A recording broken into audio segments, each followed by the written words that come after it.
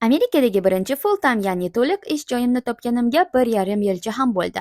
O'tgan yili kuz faslida kompaniyam tomonidan to'langan 2 kunlik jamoaviy tadbirga bordim, ya'ni team building event. Bu eventda Nyu-Yorkdan Bostonga borishim kerak edi. Bu mening birinchi to'liq ish tajribam bo'lgani uchun nimani kutishni bilmasdim, lekin safar juda qiziqarli bo'ldi.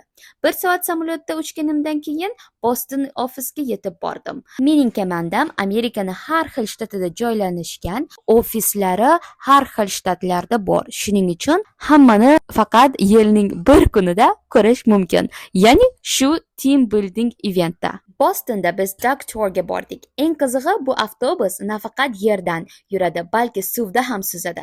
Birinchi marta bunday narsani ko'rib hayratda qoldim. Dock Tour orqali biz Bostonning tarixiy va chiroyli joylarini ko'rdik. Amerikada 8 yoshimdan beri yashagan bo'lsam-da, Bostonga kelmagan ekanman, lekin bu joy menga juda ham yoqdi, juda ham chiroyli shahar ekan. Sayohatdan keyin jamoa bo'lib tushlik qildik.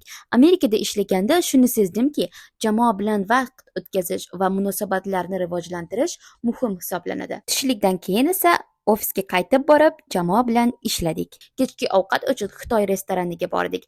Afsuski, ko'p taomlari halol bo'lmagani uchun men ko'p narsani yeya olmadim, lekin baribir men uchun har xil xitoycha taomlarni ko'rish qiziq bo'ldi. Ertasi kuni soat 11 gacha ofisda ishladim. Keyin esa aeroportga borib, yana Nyu-Yorkka qaytdim. Amerikada ishlash bu nafaqat ish, balki rivojlanish va sayohat qilish imkoniyati ham.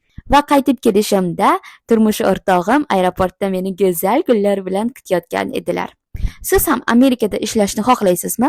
Izohlarda fikringizni yozib qoldiring.